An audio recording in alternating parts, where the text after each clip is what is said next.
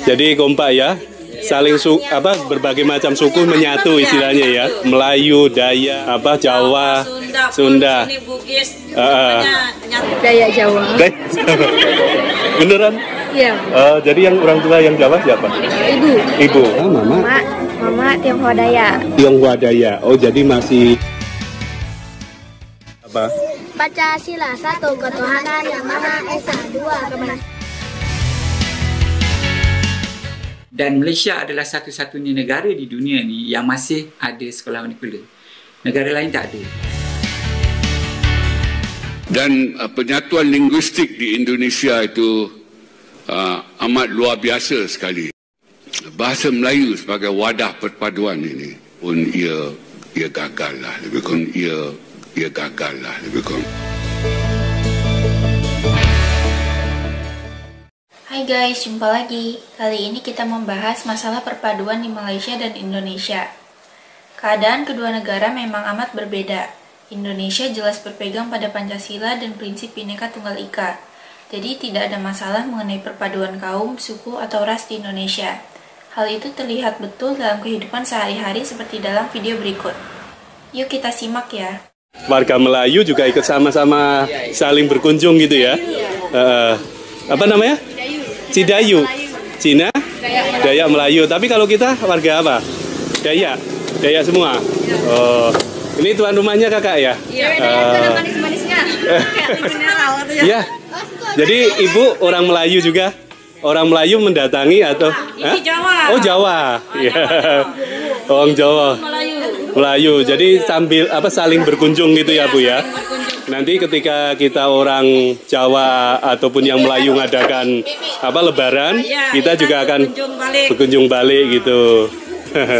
Jadi kompak ya, saling berbagai macam suku menyatu istilahnya ya. Entah saling support, entah Melayu, Dayak, Jawa, Sunda. Bugis, Kalau yang udah kenal saling berkunjung. Dayak Mualang campur Dayak Taman. Dayak Taman, kamu? Ketungan Sesar. Ketungan Sesar. Dayak Mualang. Dayak Mualang. Kita? Dayak Jawa. Beneran? Iya. Jadi yang orang tua yang Jawa siapa? Ibu. Ibu. Bapaknya? Bapaknya Dayak. Dayak. Kebahan. Dayak apa? Kebahan. Dayak Kebahan. Kalau Dayak Kebahan itu menyebut apa? Apa kira-kira? Kalau yang Ketungan Sesak kalau nggak salah kalau nyebut apa itu nama ya? Namo. Namo. Kalau kita? Apa? Hah? Apa juga? Iya nggak? Betul. Itu di daerah mana? Daerah Sintang. Oh, daerah Sintang. Iya. Kalau orang tua dari mana? Orang tua maksudnya orang ibu, maksudnya ibu, bagian ibu dari mana sebenarnya? Jawa Timur. Oh, Jawa Timur. Jadi bapaknya warga Dayak Kalimantan, tadi sebutannya Dayak apa kita? Dayak apa tadi? Dayak Kebahan. Dayak Kebahan, kebetulan mama dari Jawa Timur gitu ya. Masih sekolah? Udah selesai. Udah selesai. Ada kerja. Oh, udah kerja. Jadi kita kalau misalkan acara gawe semacam ini tetap hadir ya kita ya. Namanya siapa? Saya boleh tahu tadi lupa belum nanya. Hah? Ira. Iya, Ira. Pulau dan luas nafas dunia, berdiam suku beraneka budayanya, daya perkasa dan bersahaja, berjuang membangun Indonesia Raya. Oke, makasih banyak ya. Saya merinding bener. Merinding karena ada Bapak Tionghoa, Mama Tionghoa Dayak. Tionghoa Dayak. Oh, jadi masih banyakan di Tionghoanya ya. Karena Mama campuran Tionghoa Dayak. Kalau kita sebut marga, berarti ikut Bapak ya? Ya. Marganya apa Lim. Lim. Oh, marga Lim. Ya. Dan kebetulan ini pasti kita mau ikut andil untuk lomba.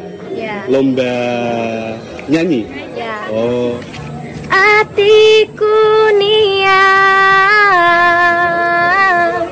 nak bertahan kau, amelah sampai janji bapulak janji.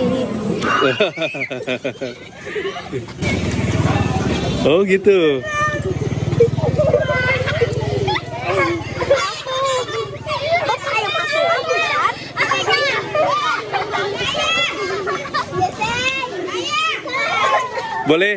Boleh waktunya sebentar. Kamu namanya siapa? Aku Laura. Laura. Orang Tionghoa ya?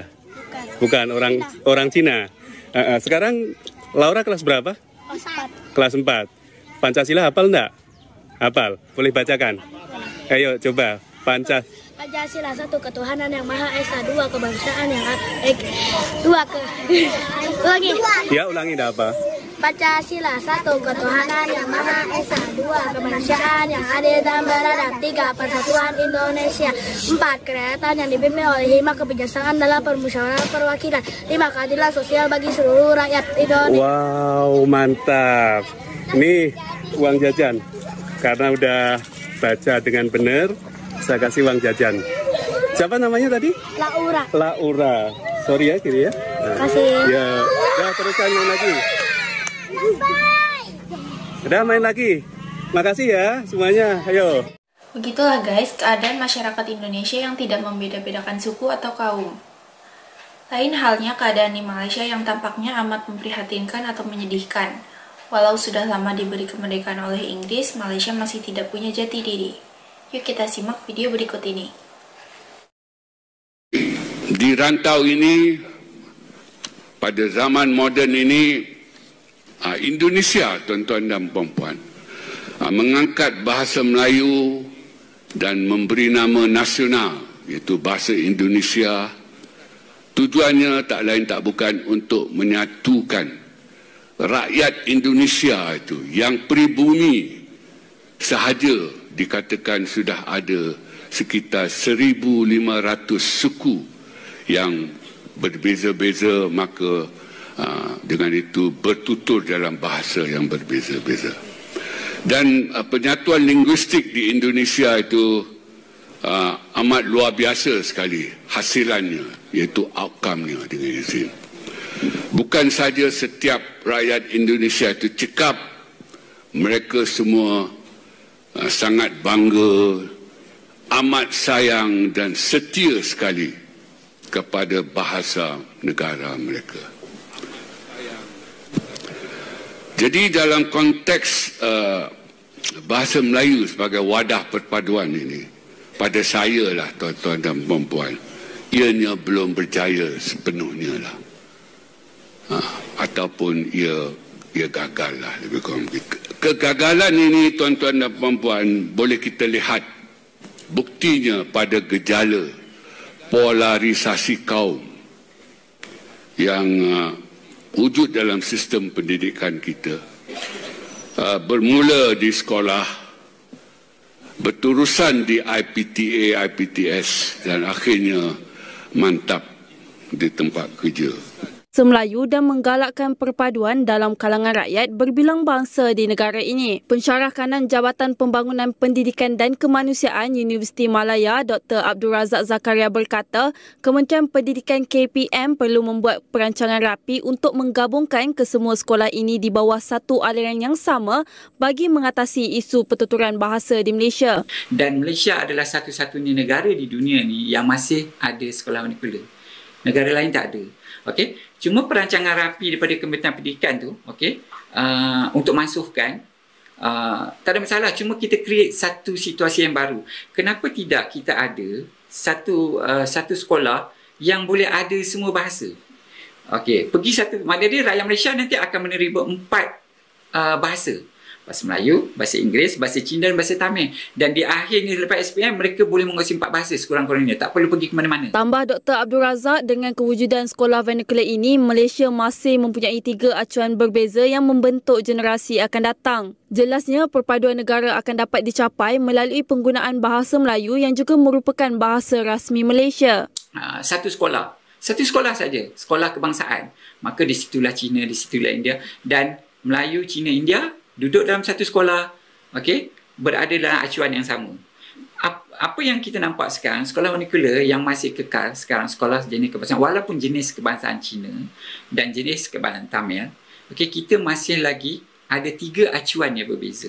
Dan 3 acuan tu Macam mana kita nak gabungkan? Kalau kita dah duduk bawah satu sekolah, kita ada satu acuan je. Dan acuan itulah produk yang boleh kita nilai sebagai produk hasil daripada Malaysia. Dan kalau nak capai perpaduan, sekolah Cina dia ada boundaries dia. Sekolah Tamil dia ada boundaries dia. Sebab apa? Sebab bahasa. Jadi sebab itu, perpaduan, nak capai perpaduan, bahasa kita kena ni dulu. Beliau berkata demikian ketika ditemui TV Pertiwi di Fakulti Pendidikan Universiti Malaya Kuala Lumpur semalam. Katanya penggabungan sekolah ini merupakan alternatif terbaik dalam memupuk perpaduan seterusnya. Begitulah guys, masalah perpaduan di Malaysia yang belum beres. Jangan heran hingga sekarang pun masih ada Kementerian Perpaduan di Malaysia yang khusus menangani masalah tersebut. Terima kasih sudah menonton sajian kami, sampai jumpa lagi.